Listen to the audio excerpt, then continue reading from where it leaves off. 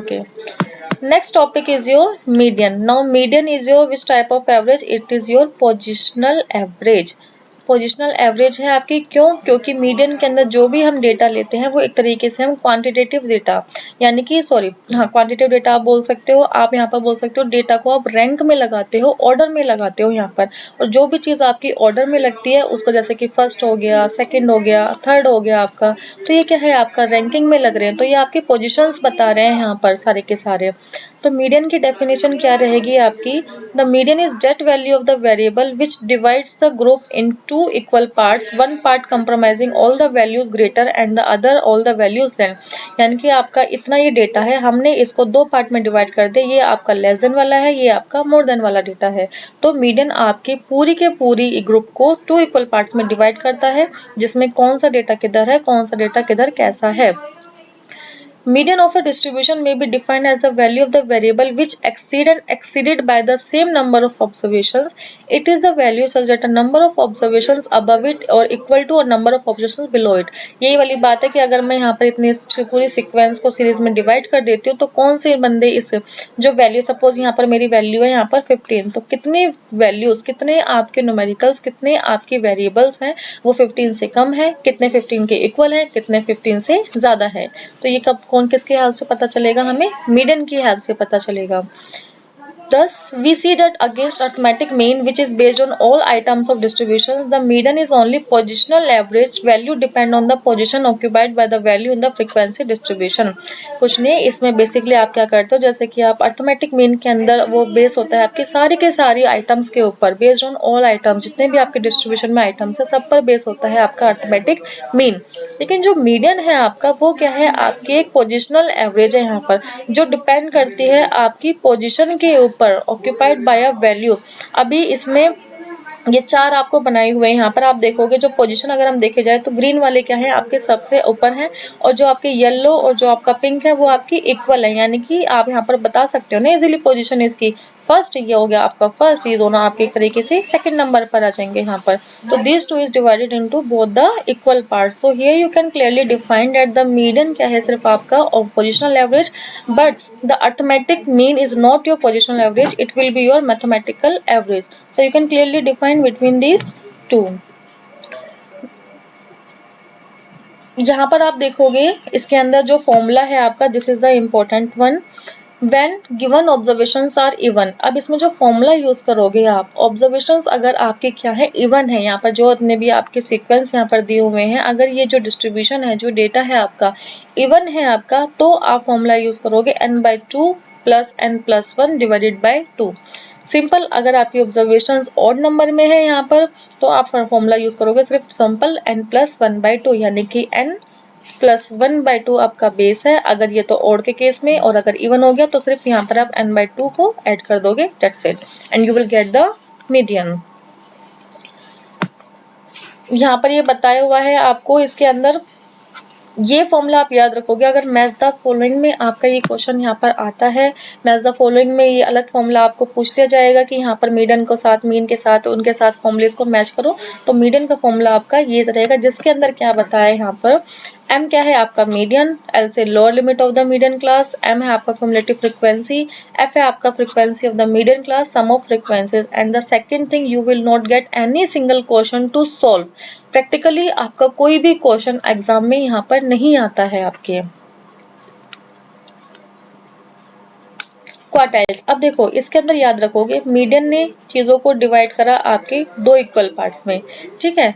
यहाँ पर क्वार्टाइल्स जो होगा आपकी पूरी सीरीज को, डिस्ट्रीब्यूशन को डिवाइड करेगा 4 इक्वल पार्ट्स में, नोन एज क्वार्टाइल। यानी कि आपका यहाँ पर क्वार्टाइल 1, क्वार्टाइल, इसको जो क्वार्टाइल 1 होगा उसको बोलोगे आप लोअर क्वार्टाइल। क्वार्टाइल जो होगा आपका 25%, यानी कि देखो 4 भाग में बढ़ जाएगा और 25-25 के भाग में बढ़ जाएगा, ये आपका Q1, Q2, Q3, Q4, ये 25-25-25-25, यानी कि टोटल आपका 100% हो गया। हर एक क्वार्टाइल आपका रहेगा 25% का। तो जो सेकंड क्वार्टाइल है उसके अंदर होगा कि ये आपका जो फर्स्ट क्वार्टाइल है वो ऑलरेडी यहाँ पर इंक्लूड है, इसको बोलोगे आप मिडल क्वार्टाइल। तो मिडल क्वार्टाइल आपका Q2, known as middle quartile or median, the value of varies below which is 50% of the variation। obvious सी बात है Q1 plus Q2 यानी कि आप बोल सकते हो Q1 plus Q2 is equal to में 50%, यहाँ पर 50% हो जाएगा ये। द थर्ड क्वार्टाइल, अब थर्ड के अंदर आपका first plus second and third आ गया तो 50 यानी कि Q1 plus Q2 plus Q3, तो ये हो गया आपका यहाँ पर 75% और आपका जो टोटल Q4 हो जाएगा वो आपको हो जाएगा इक्वल टू में 100% यहाँ पर। ये देखो यहाँ पर आया हुआ है आपका ये क्वार्टाइल 1, क्वार्टाइल 2, क्वार्टाइल 3, क्वार्टाइल 4। यहाँ पर आपका फर्स्ट क्वार्टाइल में आपका 25, सेकंड में आपका 50, क्वार्टाइल में आपका 75 यहाँ पर, और ये आपका टोटल 100। कई बार क्वेश्चन आया हुआ है आपका Q1 plus Q2 is equal to में वॉट, तो यहाँ पर कितना रहेगा, या फिर कैसे भी पूछ सकते हैं आपका यहाँ पर कि फर्स्ट क्वार्टाइल और सेकंड क्वार्टाइल आपके किसके इक्वल रहेगा, या फिर फर्स्ट क्वार्टाइल अगर आपको थर्ड क्वार्टाइल पूछ ले यहाँ पर तो उसकी वैल्यू कितनी परसेंटेज में रहेगी, आपको 75। ये आपको यहाँ से पता होना चाहिए। एक और चीज, इंटर क्वार्टाइल रेंज का फॉर्मूला यहाँ पर दिया हुआ है आपको Q3 माइनस Q1, तो ये क्या रहेगा आपका, इन दोनों को अगर आप माइनस करोगे तो आपको इक्वल टू में क्या आ जाएगा, तरीके से क्वार्टाइल 2 आपके पास आ जाएगा। आप देखो ना Q3 क्या है आपका 75, Q1 क्या है आपका 25, ये कितना आ गया 52, तो Q2 और Q2 की वैल्यू क्या होती है आपकी 50% होती है यहाँ पर, सिंपल। यानी कि अगर बोला जाए कि Q3 माइनस Q1 किसके इक्वल होगा, आपके हमेशा Q2 के इक्वल होगा यहाँ पर आपके। ये आपके फॉर्मूला दिए हुए हैं सारे कि क्वार्टाइल ऑब्वियस सी बात है 1 है जो 1/4 है आपका, क्वार्टाइल 3 आपका 3/4 है, क्वार्टाइल 2 आपका Q3 माइनस Q1, ये चीज जो मैंने आपको भी बताई थी, और इक्विवेलेंट टू मीडियन। और एक और चीज यहाँ पर देखो, जो मीडियन रहेगा मैंने आपको बताया median divide your variables and your data into 2 equal parts, then quartile 2 is doing this kind of work, he is dividing the this पूरा equation into the 2 equal parts, that is your lesser than the quartile 1 and the more than the quartile 2। तो आपके first quartile और third quartile का gap का जो बीच का difference रहेगा that will always be your median, that is your second quartile and also be called your middle quartile। ये आपके फॉर्मुलेज हैं, ये फॉर्मुलेज आपको याद होना चाहिए। Quartile deviation Q3 minus Q1 divided by 2। Coefficient का हमेशा याद रखना, जब भी कोफिशिएंट आएगा जो भी फॉर्मूला आपका ऊपर रहेगा आपके कोफिशिएंट के अंदर वही सेम फॉर्मूला इस तरीके से बन जाएगा, यानी कि Q3 एक बार माइनस में, एक बार नीचे, ऊपर माइनस में, नीचे प्लस में, सिंपल। बाकी Q3 minus Q1, Q3 plus Q1, Q3 plus Q1। आप जितने भी फॉर्मुलाज देखोगे कोफिशिएंट के अंदर सारे के सारे फॉर्मुलाज आपके इसी तरीके से रहेंगे। याद करने का ये तरीका आपने याद रखना है। अब देखो, मीडियन ने डिवाइड किया था 2 पार्ट्स में, क्वार्टाइल ने डिवाइड किया 4 पार्ट्स में। Now year octyl, octyl divide करेगा आपके 8 पार्ट्स में। यहाँ पर जो आपके डेटा को, डिस्ट्रीब्यूशन की सीरीज को 8 पार्ट्स में डिवाइड कर दे, that is known as your octile. अब यहाँ पर एक ऑक्टाइल की जो वैल्यू रहेगी वो रहेगी आपकी 12.5%, जो आपकी total variable, total number of observation में। Since 7 points are required to divide the data into 8 equal parts, we have 7 octiles। यहाँ पर नॉर्मल सी बात है, ये वाले फॉर्मूले आपने नहीं करने, इनके ये वाले फॉर्मूले यहाँ पर नहीं आते हैं। आपने सिर्फ इतना पता होना चाहिए कि कौन से उसमें फॉर्म में कितने ऑक्टाइल या फिर कितने आपके पार्ट्स में डिवीजन, डिस्ट्रीब्यूशन आपकी सीरीज को किया जाता है डिस्ट्रीब्यूट, तो ये चीज़ आपने ध्यान रखोगे। ऐसे ही आपका डिसाइल, डिसाइल के अंदर हो जाएंगे आपके 10। यहाँ पर हर किसी डिसाइल की वैल्यू रहेगी आपकी 10, तो आप याद रखोगे। क्वार्टाइल के अंदर 25, ऑक्टाइल के अंदर आपके यहाँ पर 8 पार्ट्स है जिनकी वैल्यू 12.5, और आपके डिसाइल के अंदर 10 पार्ट्स है जिनकी वैल्यू 10% ईच की, और मीडियन तो आपका करता ही 2 पार्ट में 50 के अंदर, simple.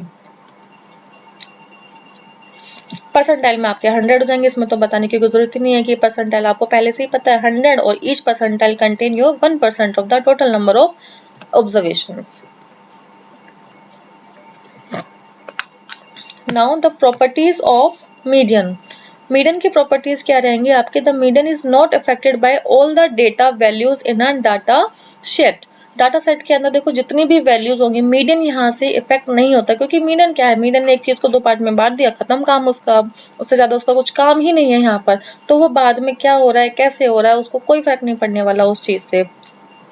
Individual values do not reflect the median value which is determined by the position of the items. अब देखो अगर कोई वैल्यू ही आपकी सिंगल वैल्यू है, आप उसके यहाँ पर मीडियन को रिफ्लेक्ट कर ही नहीं सकते, क्योंकि मीडियन की वैल्यू निकालने के लिए ही आपकी जो डिस्ट्रीब्यूशन सीरीज है वो कम से कम उसमें 2 से 3 से 4 से ज्यादा वैल्यू होनी चाहिए, तभी आप उस चीज को यहाँ पर रिफ्लेक्ट कर पाओगे, तभी आप अपने डिस्ट्रीब्यूशन सीरीज को 2 पार्ट में डिवाइड कर पाओगे। अब ये बेचारा एक ही है, खुद इसको क्या आधा आधा केस में से क्या कर दोगे आप, तो यहाँ पर नहीं हो सकता।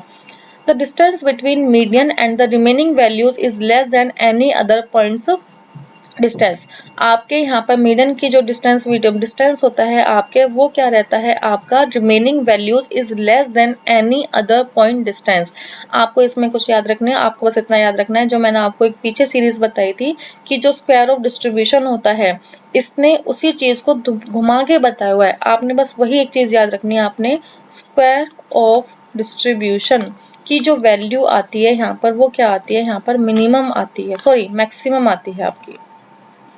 बस ये चीज ये इस वाली लैंग्वेज से क्वेश्चन नहीं बनेगा, ये चीज आपको घुमाने के लिए ये चीज पूछी जाती है आपसे। In each array there is only one median. आपको ऑब्वियसली बात है, हर एक डिस्ट्रीब्यूशन सीरीज में कभी भी एक से ज्यादा मीडियन आपका नहीं हो सकता है। Algebraically, the median cannot be manipulated. It is not possible to weight or combine it. Median क्योंकि एक ही होता है तो उसको मैनिपुलेट करने के चांसेस ही नहीं होते उसको क्योंकि वो सिर्फ उसका काम क्या है, किसी प्रॉपर डिस्ट्रीब्यूशन सीरीज को 2 इक्वल पार्ट में डिवाइड कर देगा, तो यहाँ पर मैनिपुलेशन के कोई चांसेस ही नहीं रहेंगे आपके। मीडियन आपका सुटेबल रहता है ग्रुपिंग प्रोसीजर के अंदर, क्योंकि इंडिविजुअल तो इसके अंदर आप कैलकुलेट करोगे नहीं, तो यहाँ पर डिस्ट्रीब्यूशन के अंदर आपको ग्रुपिंग प्रोसीजर आपको चाहिएगा ही चाहिएगा। Does not apply to qualitative data. ये आपका क्वालिटेटिव डेटा के अंदर ये भी नहीं होगा सारे का सारा, यानी कि सेंट्रल टेंडेंसी आपकी क्वांटिटेटिव डेटा के ऊपर ही काम करेंगी यहाँ पर।